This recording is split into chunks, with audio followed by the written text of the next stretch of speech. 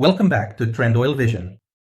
Today we have the third chapter of this wonderful series, The First Oil. In chapters 1 and 2, we talked about James Paraffin Young and the Mehedincianu brothers and the discovery and start of commercialization of what we now know as petroleum.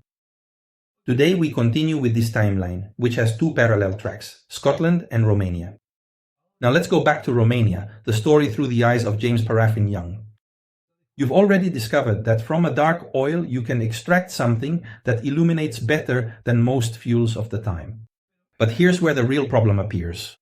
If it works, they copy it. James Paraffin Young no longer thinks just like a chemist. He thinks like an industrialist and takes a step that changes history. He registers a patent. It's not a bureaucratic detail. It's the way to turn an idea into a defensible business. Young understands that the key is not to have oil. The key is to master the process. Heating, distilling, separating, controlling the output, and repeating it with consistency. In other words, moving from discovery to production. And here, the second element comes in, the partners. Young surrounds himself with people with industrial muscle and capital to build works, install equipment, pay workers, and sustain tests that go wrong again and again and again until they go right.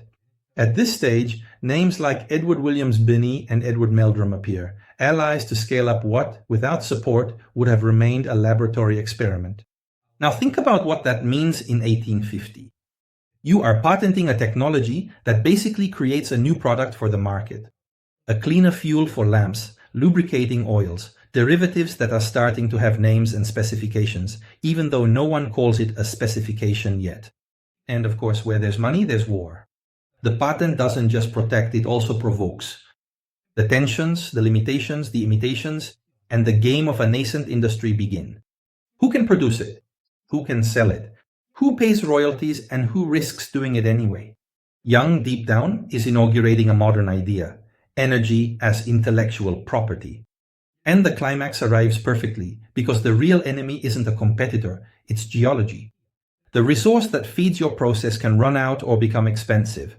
A question for the next chapter. If your raw material disappears, what do? Do you close the factory or do you reinvent refining from another rock?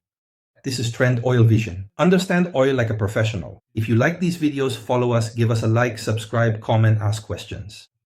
Thanks.